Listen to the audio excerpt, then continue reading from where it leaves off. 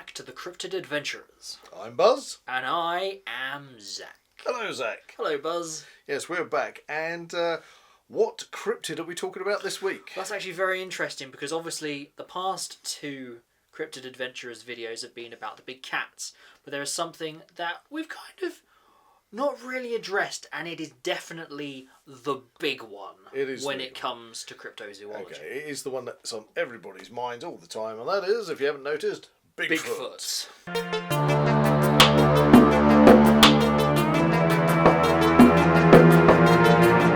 Now, Bigfoot is predominantly the United States of America, Canada, Alaska, and Russia, as I'd say. You know, I mean, all across the world, across... there have been sightings and reports of Bigfoot, even here in the UK. Yeah, we do get our UK Bigfoot reports. I think that's a subject we're going to need to cover on another occasion. On another occasion. We're focusing mainly on American Bigfoot. American Bigfoot, okay. And really what this is about is what we consider to probably be the most definitive video footage proof, other than obviously the Patterson-Gimlin film that everybody's familiar with from 1967. Even if you are completely unfamiliar with cryptozoology, you know Bigfoot exists or whatever, and you've basically probably seen this footage in relation to Bigfoot. Yeah, you would have seen the Patterson film.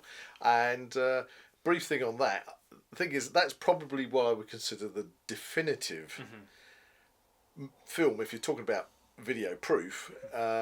It's one of the things that, I mean, it's been analysed and it's been enhanced, and it's been, you know, all sorts of different things have gone on with that footage.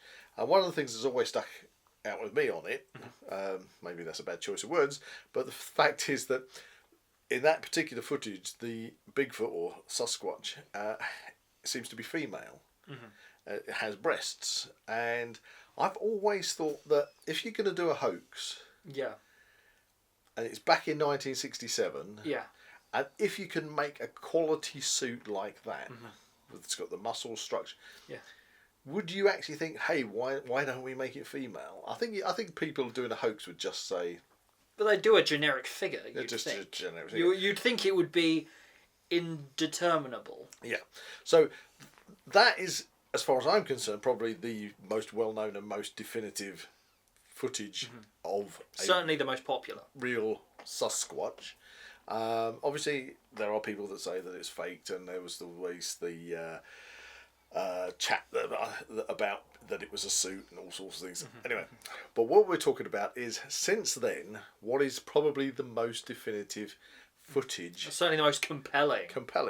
Yeah, I'd like that. It's probably the most compelling, or the most compelling that we've sat down and discussed and looked at, because we've seen hundreds and hundreds bits of video, and especially clips and videos, especially of varying quality. Yeah, varying quality. Quality, we'll have to discuss quality.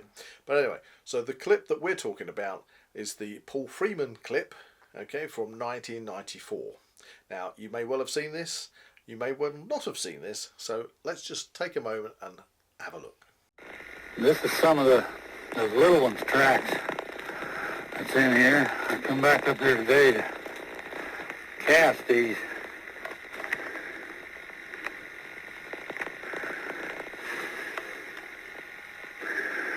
They look like they're about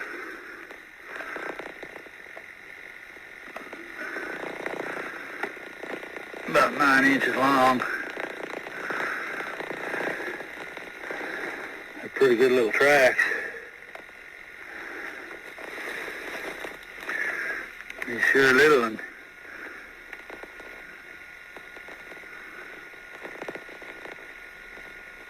went right up this old trail. Run around up there to his mommy, I guess. Yeah, I'm gonna mix up some plaster here and pour these.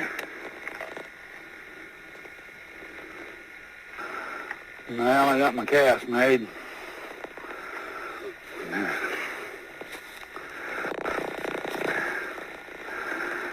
There's 4 little tracks here.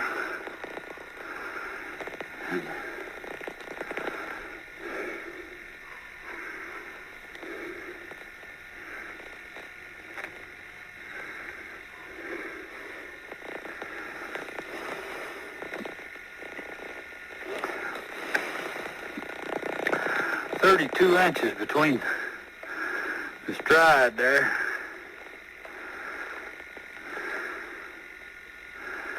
Yeah, I'm gonna look around a little bit more, let these dry.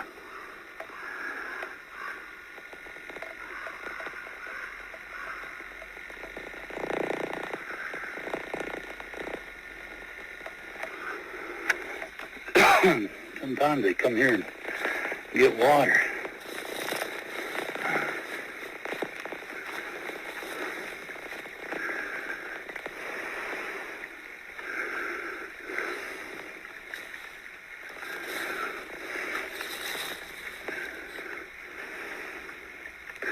Yeah, it looks like they've been here. Yeah. Been one here anyway. I don't know how. It looks like it's pretty fresh. Yeah, go around this bush here. See what's going on here. Oh yeah, here's where. He's come down. Oh shit, he's come down and went back up both. Yeah. Look at that. Yeah, he went back up the road, come down the road. Yeah, look there. Sure has.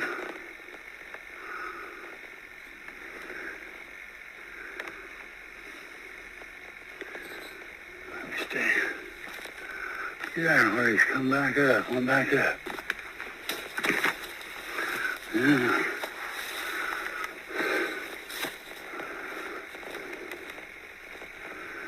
Yeah.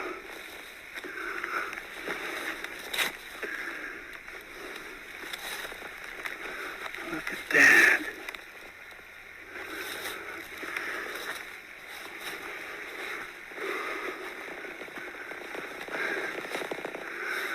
See much up through here. I hear the brush popping and stuff.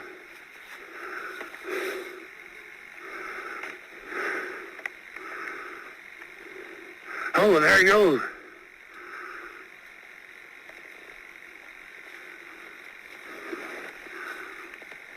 Jesus.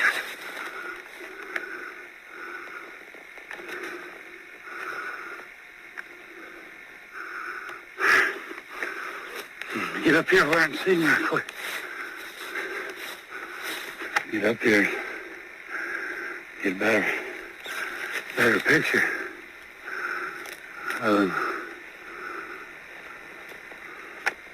Where the doggone thing went? It crossed right up there. Yeah. I just wonder. It should be right here. Somewhere.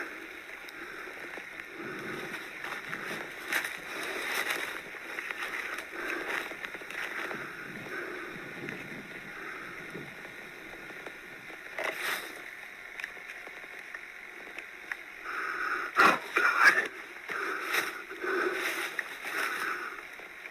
There's two of them, I guess. Man. Oh. Where they went.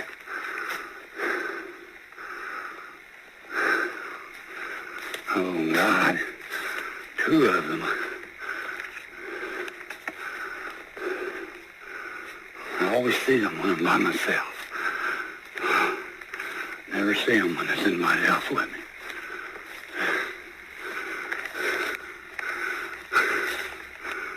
That's pretty good.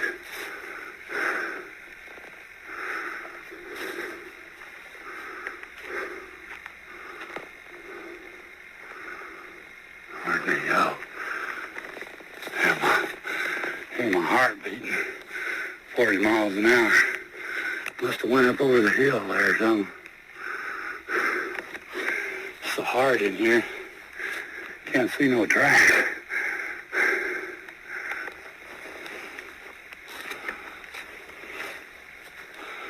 I'm gonna look on up this road here. Maybe I can see some tracks where they come across.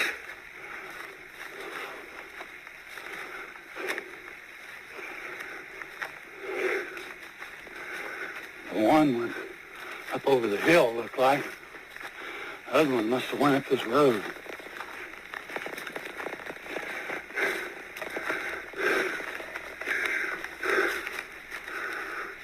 I don't know. I don't see where it crossed here.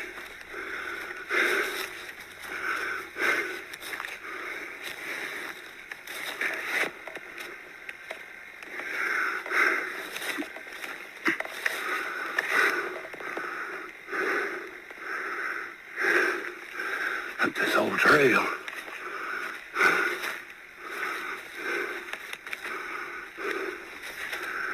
I better go back and get somebody.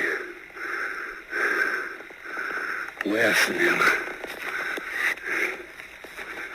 Okay, so that's the Paul Freeman footage. Now, I'm going to say that Paul Freeman, who sadly passed away in 2003, I believe, he had a couple of sightings, and they were years apart, because originally I think he took a photograph with his son around 1982, which is very inconclusive. And I have issues with photographs. Yeah. Because there's no movement in photographs, because something can literally, you could just stand a dummy in the forest and take a photograph at a distance. It could be easily manipulated or staged. It's probably it's easier to stage a dummy, isn't it? Or to get a blurred picture of somebody in a ghillie suit or something like that. And so photographs in general, I don't think are the best evidence going.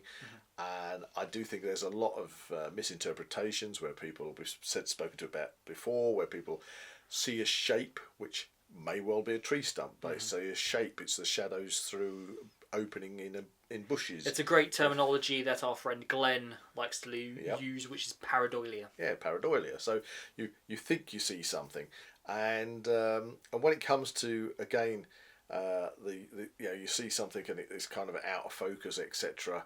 It just leads to debate, but there's never any definitive answer to it. Yeah. Sure, it looks like this, but how do you prove that? Exactly.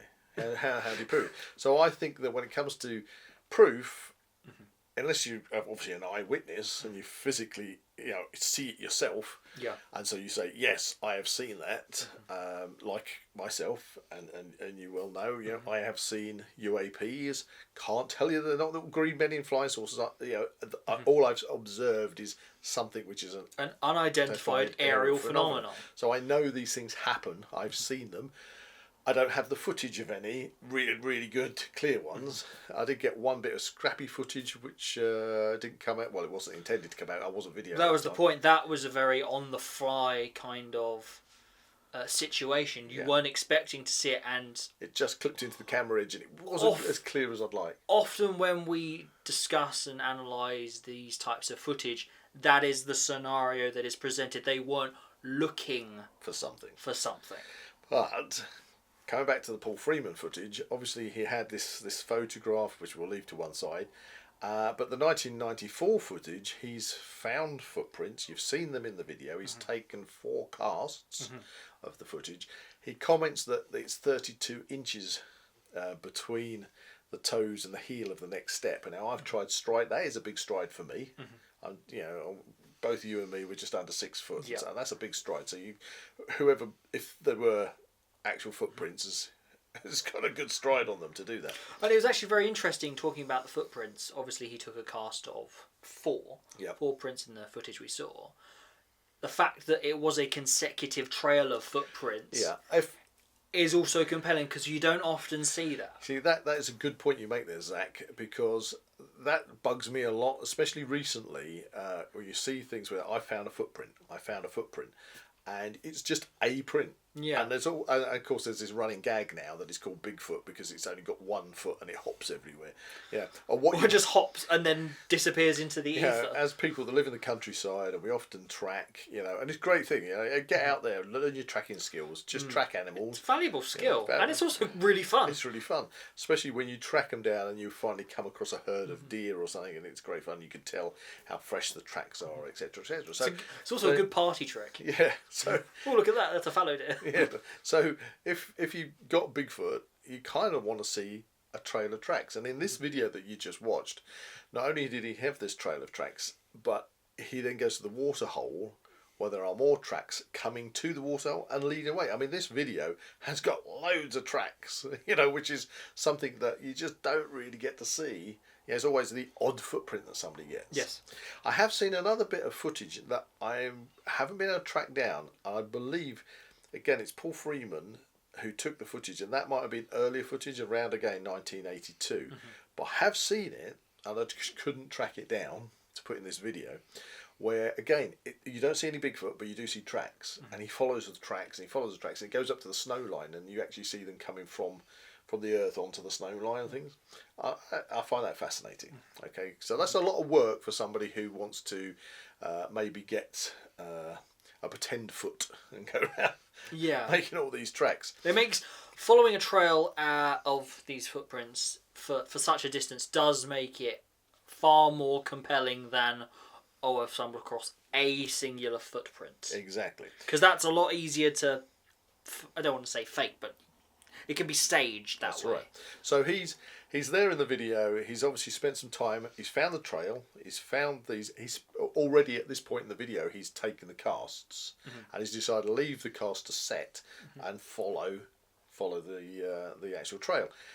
And it's further on that he says, he's heard the popping of the scrub of the bushes, of the forest. He's heard something moving, and then we come across where we get to actually see this Bigfoot, the Sasquatch, ahead in the distance, crossing past a fir tree. Yeah. And there's several bits about that I find compelling. Again, because if you look at the arms, so if you slow the video down, you look at the arm swing, the arms are far longer than a human being. And the fact that the Bigfoot that we're looking at has, I feel the same kind of body shape and body structure as the Patterson-Gimlin Bigfoot. Mm-hmm.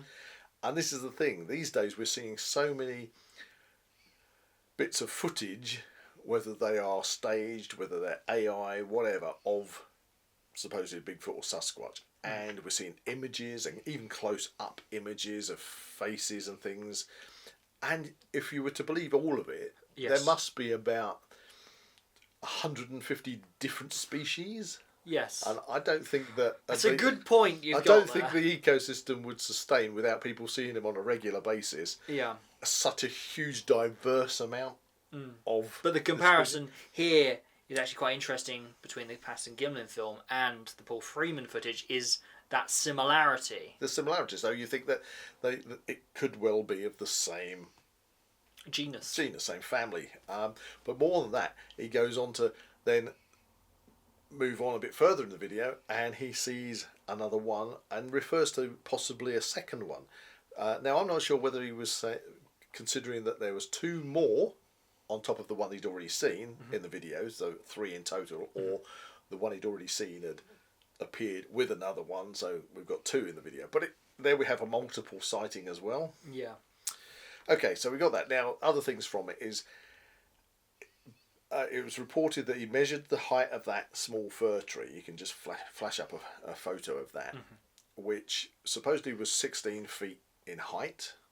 And you can see the Bigfoot going past the tree roughly around half the height of the tree, which makes this individual, especially if it's a hoax, it makes this individual a good 8 foot tall. Yeah. In a suit. I don't often see... Yeah, I mean, somebody that tall. Exactly. I mean, we've been on film sets with people who have played,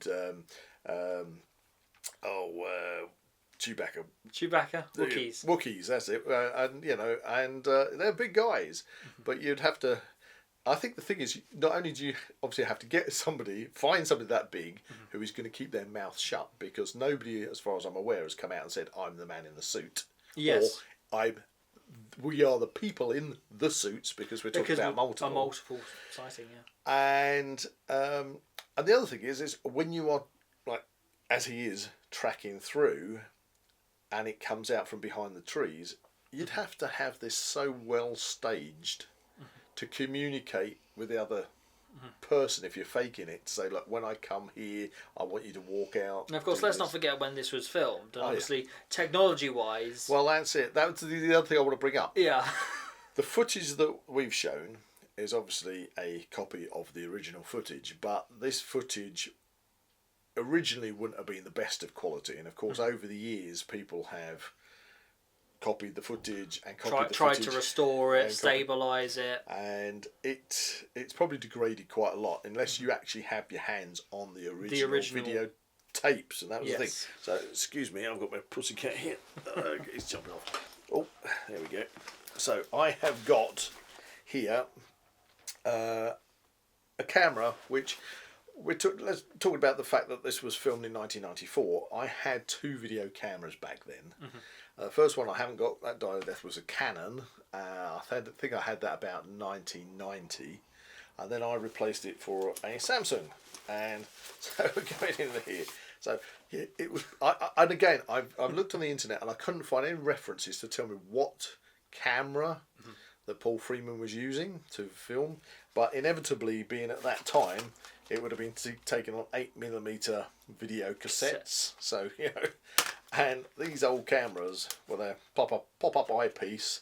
They don't have any kind of screen that you get, well, on your phone these days. But if you were using a video camera, you know, you'd get a fold-out. Well, that's the thing. If we compare this camera you're holding right now to the one we're actually recording this video on, like, it's, what, 2/3 the size? Exactly. Picture quality is immensely superior. That's what I was going to say. The picture quality that you saw in that film, and especially, I don't know what kind of zoom that he had that on at the point. And the poor old camera technology at that time is trying to deal with somebody walking around.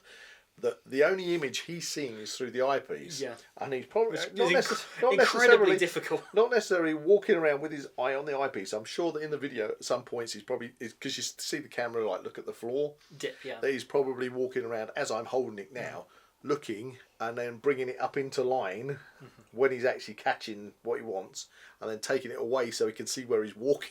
You know? So you've got a lot of this shake on the camera, and the fact that the camera quality and it's going onto video cassette, and it wasn't brilliant. You know, honestly, it wasn't. Let's not forget that. Yeah, people complain about the video footage is awful, but back then that was the best you could get. It was awful. It was awful. It was the best you could get, and you know, and I don't know what video equipment he had, but you know, unless you were going to go sort of at top of the line stuff, which I very much doubt it was.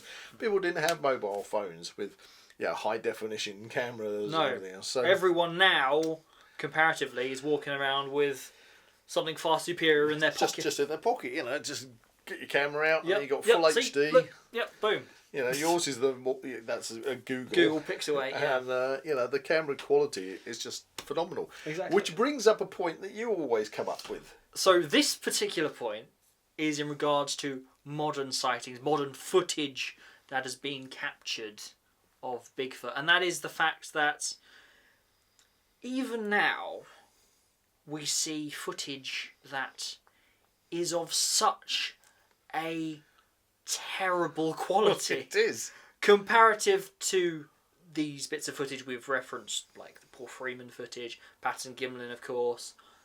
We are getting footage that was taken, say, a couple of years ago. 2017, whatever. Well, there's been sightings in 2024. All over the place, year after year, it's everywhere. Yeah. Why is it, in the age of technology, the age of superior image... You've got cameras everywhere. Cameras everywhere. CCTV everywhere. Why is it that all the footage is of a terrible, degraded quality? Now, I can understand... In the digital age. I can understand, you know, people will say about, you know, you suddenly see something you're not expecting to see, and you're trying to focus in on it, and frankly, your mobile phone pretty much does that. Unlike old quality cameras where you're having a fiddle with the focus and everything, I'm literally just expanding with 2 fingers on the screen. 2 fingers, zoom, maximum zoom, and boom, it's already there. And so people say, but they're kind of like, the way the camera, I mean, if you're on full zoom, a small movement of the camera can cause a lot of movement. but the quality of the picture should still be far greater. So yeah, I do have that issue as you. It's often very broken up, very pixelated, very indistinguishable, and it leaves you questioning a lot of the time the validity of these bits of footage. Yeah, and so I often have a problem with that. Yeah, and so let's now this brings me back to a time back in 1982 when I was out with a friend of mine and we were in the States and we were actually doing a bit of squatching, and so we went out and it was night time and we actually came across a young Bigfoot and we caught it on IR camera. And do you want to just take a look at the clip? Yeah, let's take a look. Okay, let's take a look. Easy boy, that's it, just stay calm, I'm not gonna hurt you. So obviously I'm just having you on there, okay? Yeah. I laid a little story down and that video clip that you just saw, it took me 10 minutes to put together. 10 minutes. Okay, the basic video was AI driven, okay? I literally typed the line in, Bigfoot hiding behind the tree in a forest. The AI, after a couple of minutes, churned this full colour footage out, and I just slapped it into some editing software, put it into like an infrared feel, black and white, grained up the image, stuck some nighttime forest noises on it, and then did a little, it's okay, no problem. Yeah, put my voice on there. I did that in 10 minutes, and it ain't the best. It's not great. Okay, because I literally, what I did was I wanted to prove a point.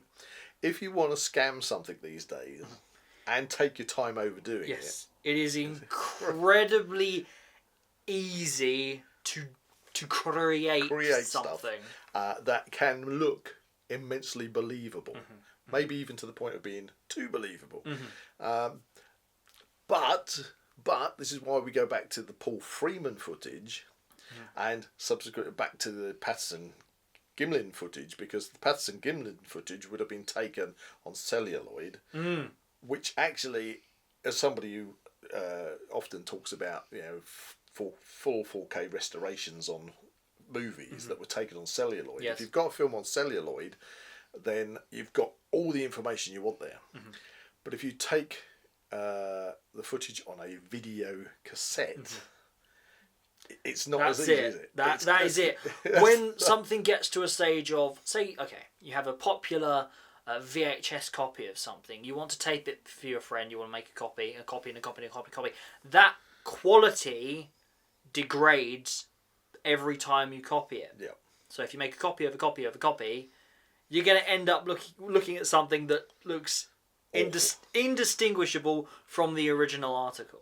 Yeah, so you're going to lose so much detail. Detail, quality. You're just going to be looking at silhouettes. And that's the thing with the Paul Freeman video. We have to accept that initially it was filmed on probably, today's standards, a very poor quality video camera. Probably, on an 8mm video cassette. We don't know how many times it's been copied.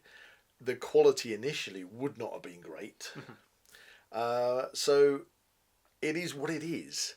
But the thing is, you're also talking about a time in 1994 where you didn't readily have any kind of ability. Well, you certainly weren't using AI in 1994. No. I mean, I don't know when things like Lara Croft came out with PlayStation, but she used to have rectangular boobs and things. That was the quality of CGI. So to manipulate these kind of things, about as much manipulation you would get back then would to have somebody in a suit. But of course, because you're not going to do it. That is the thing. You're going to have that counter argument with people saying, "Oh, that's just CGI" and things like that. But let's put this within that context of when these films were captured. That wasn't a thing. You couldn't do that. No, not at all. That was the constraints of technology at that time. Now it's a different story. Totally. So when we look at the Paul Freeman, then we as we've discussed, there's no manipulation to the actual video itself. And if it was staged, what we're seeing is the staged video as it would have been filmed. And the only thing that we can otherwise go on is the reaction of Paul Freeman himself on the video. Yeah. Now, we're both actors. You know, we've done so much stuff over the years, and you know when somebody you get a feeling for when somebody is acting, or whether they're not. You know, when they're obviously trying to perform. Well, okay, let's use today's standpoint. Often footage nowadays can be very kind of, it's made for like hype value and shock, like somebody's going into a haunted building. Oh, yes. what was that? What was that? Oh my god. Oh my god, I don't feel safe. Oh, did you feel that? I felt suddenly cold spot, you know. Or whatever it is. Because it can often be that dramaticism which really, as an audience viewer, it can really get you invested in what you're seeing. Yeah, and they want to kind of go for the jump scares to get the viewer suddenly go, oh, what was that? Shocking footage. Shocking footage, never seen before. Yeah. So now let's not look at the video in this so much as let's just take into consideration Paul Freeman's actual vocalization on the video. The fact that he's panting.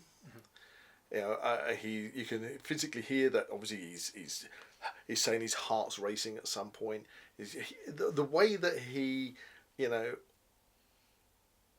he's talking on the video does come across as being completely natural, not overemphasized, not scripted. You know, not kind of like, oh, what am I seeing now? Can you? You know, he's kind of like, I don't feel safe here, or whatever.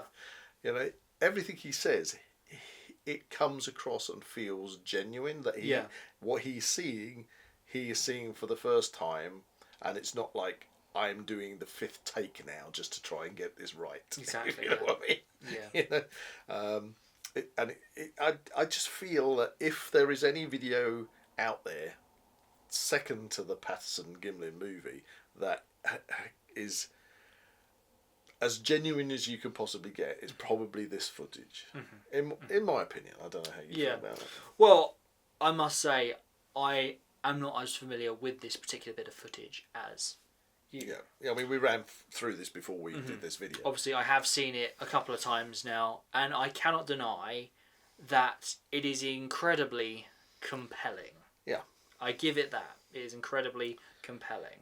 When you look at it from all different aspects, from, you know, taking the muscularity of the creature, the length of its arms, its stride, the way it holds itself, height compared to the tree behind it, the footprints, the number of footprints, the fact that there's other Bigfoot that we see later on in the distance. I just find this very, very, as you say, the word of the day is compelling. Compelling. Compelling. Yes. Well, I suppose that is the thing. There isn't.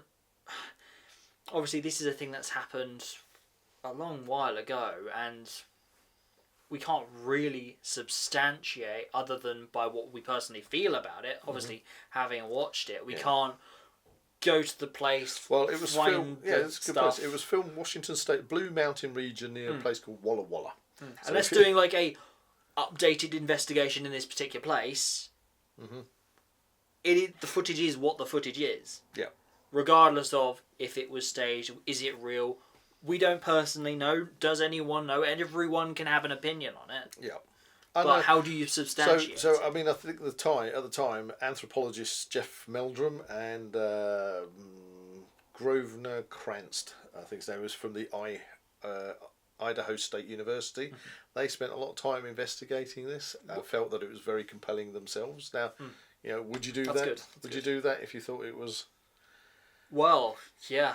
I mean, I feel as if, from modern context, if we had something as compelling as this, say, okay, if it did happen in the UK, we would definitely be compelled ourselves to go and to try and investigate this. Yeah. Well, this probably gets us to the point of finishing off this video, and that is the problem that every cryptozoologist, whether you're a kind of fan of cryptozoology or whether you're a researcher or, you know, however deep you are into the subject of cryptozoology, the problem is we are now living in a time where you just cannot trust the video you see. When you see the video from That's an important comment. Paul Freeman's time, you kind of can trust the video in the sense of it's either real or it's been staged with a person in a suit, because you can't really push the boundaries beyond that. No. But today, as I proved a bit earlier, 10 minutes worth of typing on a computer, and I had an AI generated movie. Honestly, we are. You just cannot. It's very, very difficult now to actually believe anything you see. That's the point. Like, even talking about, we're doing a video here. For all the viewers know that are watching this could be AI. Yes. By today's standard, this could be AI. Yes, we could be AI. There is very little by means of, control on the use of AI at all at the moment. And I think that's going to be one of those things. How would you, if we were out, okay, and at the moment, amongst all our other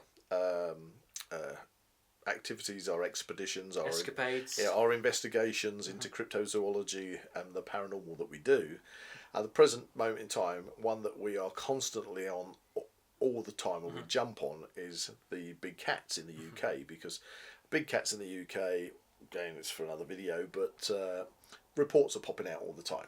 Okay, and we've got no doubt the big cats do roam wild in the UK. So when we get a report, we jump on it very quick. So it's probably going to be more likely, let's say, that we would get some actual big cat footage than we would get footage of, say, UK Bigfoot. Yes. So putting this to you, if you got footage, how would you prove that footage to the people that are watching is real?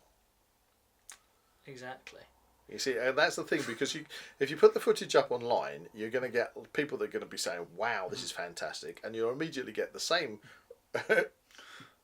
opposite. You'll have people saying, oh, this is just made up, this is whatever. The thing is, these things can be churned out so quickly that it's just going to be immediately popularised by whoever releases it or whoever promotes this footage. My question stands, how would you prove that it's genuine?